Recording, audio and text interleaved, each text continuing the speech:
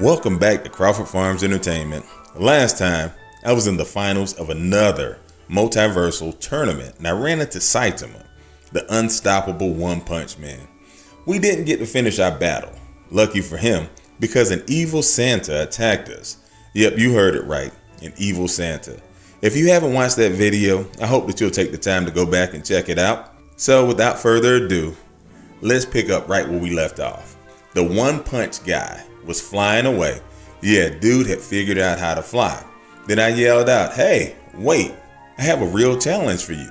He came back down and I gave him Goku's address and phone number.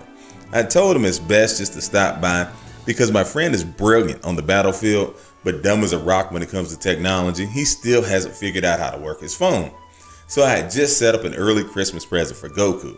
I said goodbye to Naruto and Inuyasha, and I offered them both features in my next music video, and I promised that we would collaborate in the future. For now, I was done with fighting, and I was ready to get into the Christmas spirit. Suddenly, my peace was interrupted. The dude just killed Santa. Goten, you knucklehead, he was trying to kill us and everyone in the arena. He didn't have to kill him. Now I'm definitely gonna be on the naughty list, and I hope you are too. When? You are such a baby. So the only thing I wanted for Christmas was a pair of purple and yellow Nike Dunks. My main focus was Marin and 18, and I wondered what they wanted, so I started snooping around trying to figure out what would be the perfect gift. I figured out my best bet was to check the search history on 18's phone. I unlocked the phone, the pin was easy. It was 18, 18, 18. And in my defense, I told her to change it. She is surprisingly non-tech savvy for a robot. As I was looking through the search history, I see that she's been researching a lot about vacation spots. So I just kind of figured maybe that was what she wanted. She had a few strange searches that I should have been concerned about. One was about how not to get caught by your husband, whatever that was about. That one should have really concerned me, and I was just about to investigate it as a message dinged in. I hesitated to read it because I knew I really shouldn't, but curiosity got the best of me, and I read the message. What I saw made my heart sink. It was a chat between her and a guy named M. And it read, this is 18 talking. "Hey M, are you still ready for tonight?" And then M responds, "You bet, I can't wait to see you." I had to stop reading because it was too much. Was 18 trying to dump me for this M guy? Was she cheating on me? I had to find out. It was bound to happen sooner or later. Shut up, man. Ooh. Just be quiet. Just be quiet. Anyway, that's how it all started. This nosy moment from a guy with no nose set off a chain of events that could have destroyed Christmas and all of reality. So I was hurt. In that moment, I felt so betrayed. So I set out on a mission that would take me on a wild adventure through time. I decided that I would follow Android 18 to her 9 p.m. yoga. I know, a robot doing yoga sounds suspicious, and I should have asked questions sooner, but you're an adult who probably watches cartoons, so who are you to judge? Anyway, I followed her. There are a couple of things I didn't realize. One, Krampus was still alive. When Saitama punched him, his goo flew everywhere. A small piece landed on my gi. When I went home, I did wash my gi. I promise, I did wash it, but a small piece managed to survive the wash and began to reform. The other thing I didn't realize was the dude possessed a transdimensional ki blast that could send its victims through time and space, and that would come into play later. The cool night air rushed past me as I soared through the sky, silently trailing Android 18, my stomach churning with suspicion. The glow of the moon illuminated her figure as she exited the house to drive off, headed towards her 9 p.m. yoga practice.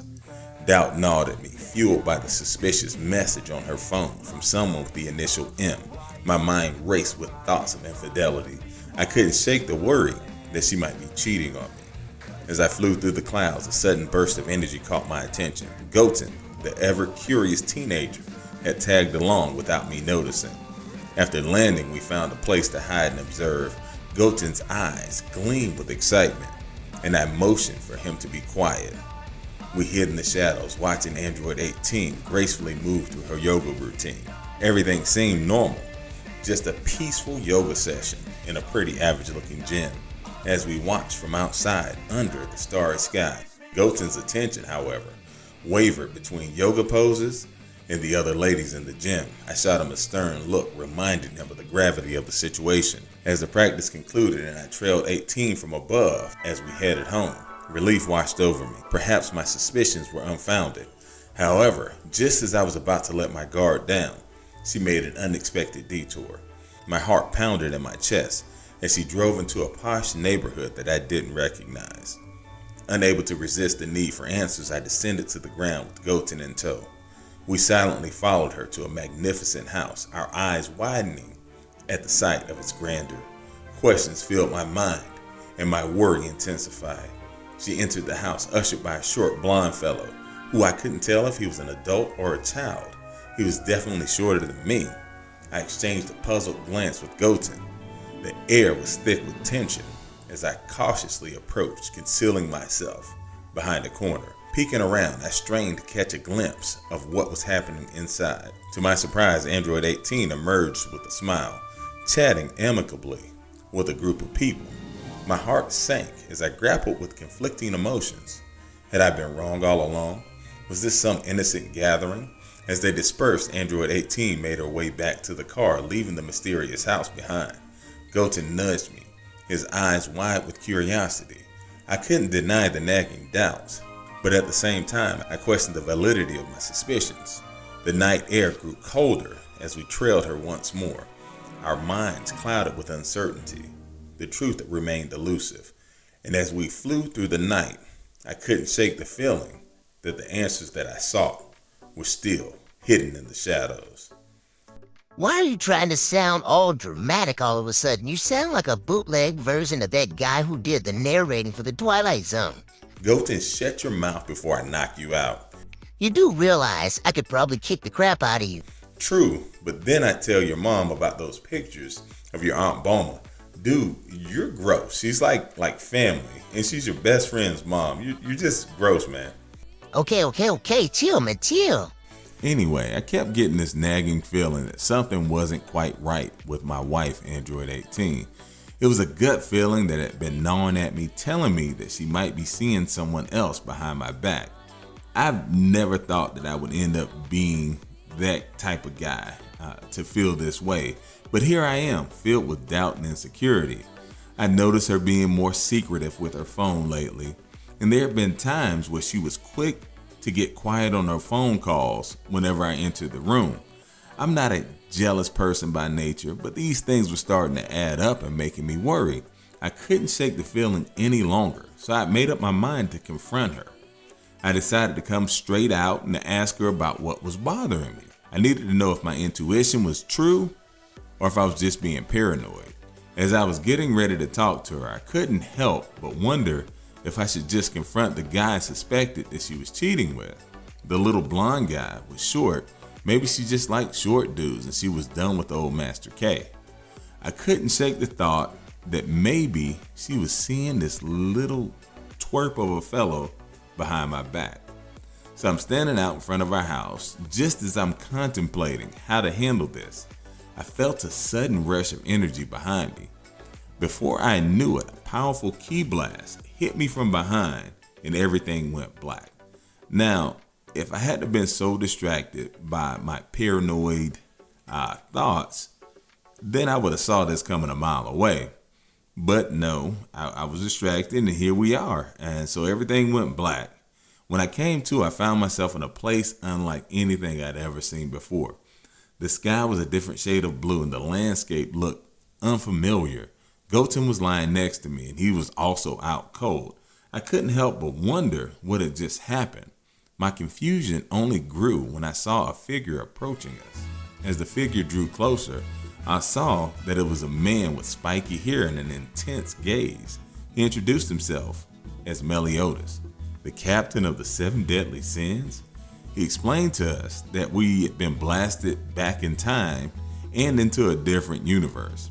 I couldn't believe what I was hearing.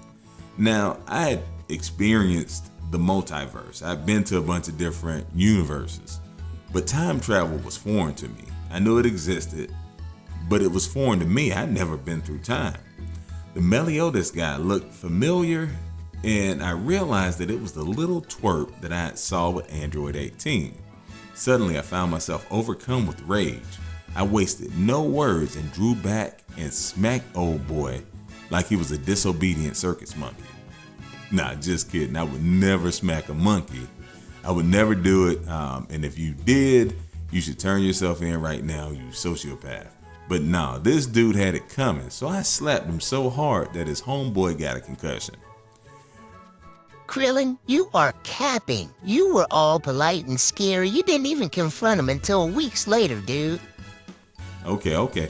Hey, Chi-Chi, check your email in like 5 minutes. I'm gonna forward you some stuff off of Goten's computer. Man, chill. Well, shut up then. So after I smacked dude, he told us that we were in this universe and we were in the midst of a war between demons and goddesses. It was hard to wrap my head around all of this, but at the same time, I felt a strange sense of excitement. This was an adventure unlike anything I'd ever experienced before. We decided to stick close to Meliodas and the other members of the 7 deadly sins, and I found myself getting caught up in the battles in quest. It was a thrilling and dangerous world, but it was also a world where I felt like I had a purpose. I was fighting alongside these powerful warriors, and for the first time in a while, I felt like I was a part of something bigger than myself. The last several battles I had were all about making money and making a name for myself, and this felt like it had an actual purpose. But as much as I was enjoying this new world, I couldn't shake off the concern about Android 18. I was still troubled by the thought of her cheating on me, and even more urgent, I didn't know what had blasted me. It was like a dark cloud hanging over my head, and it was hard to ignore even in the midst of all the chaos and adventure. Meanwhile, back in my own time, Bulma and Android 18 were hard at work figuring out what had happened to me. Whis and Beerus witnessed the attack, and Beerus quickly confronted the attacker, Krampus. The battle between Krampus and Beerus was fierce, but ultimately Beerus prevailed and was able to restrain Krampus. Whis made sure to let Beerus know that he had struggled a bit with a weakened opponent and needed to train more. Krampus was severely weakened after reforming and would take time to fully regain his strength. Whis restrained his hands and Bubbles to keep him from using his transdimensional ki blast. Whis knew who this guy was, and he knew that he was a being that existed outside of the multiverse that we knew. He was spawned from a being that was more powerful than Zeno, and that terrified Beerus. Who else was out there, he wondered. As the combatant was detained, Bulma and 18 questioned him about my whereabouts. What I didn't realize is that future Meliodas was trying to warn 18 about me being sent back in time. I was enjoying the battles with Meliodas, but eventually I had to ask, man, are you messing around with my girl? He clearly had no idea what I was talking about, so I really didn't have to slap the demon out of him, but I most definitely was ready to do so. The weakened Krampus was a coward and told Beerus everything, or so we thought. He told him where I was and Bulma had to work quick or I was going to be stuck in time. What I didn't realize was that the fact that Krampus was a prime dimensional being, he had a consciousness that transcended time, at least into the past. He could initiate communication with his past self to a certain extent. He couldn't change the future, but if someone were unlucky enough to get sent back in time, he could use a past version of himself to attack that person. And in the time I was stuck in, he was at his prime and strong enough to seek revenge for him. And in the time that I was stuck in, he was at his prime and strong enough to seek revenge for his future self. And as luck would have it, the Krampus from that timeline found me. Meliodas and I squared up for what would be an epic battle, the battle of our lives. Krampus couldn't send messages, words, or pictures back to himself, but what he could send was feelings. And the feelings that he projected to his past self were intense feelings of hatred, hatred for me. He didn't realize that Saitama was the one that struck him and splattered him all over the planet. He thought it was me, and he wanted to make me pay. Whis knew exactly who this guy was. He knew that it was a being that came from outside of our multiverse. He knew that he was spawned from a being that had created all universes, a being that was even more powerful than Zeno. And Beerus was starting to realize that this concern etched across Whis' face was something that he needed to be worried about as well. Beerus quickly decided that they needed to get the information that they could from this guy and take him out quickly, because if he regained full power, he would be a force to be reckoned with. I have no idea what that little bald troll was talking about. I had no concern whatsoever about this guy. I wasn't even fighting him at full power. If I had done so, I would have destroyed this guy in one attack, easily. No worries here whatsoever. Yeah, I would argue with him on this, but even though I don't believe him, I can't really say that because he could just blow up my planet. Anyway, thanks for watching. Make sure you click like and subscribe. Next time, we will see what happens when I go up against this guy at full power. I haven't done that yet. I'm starting not to like Christmas anymore.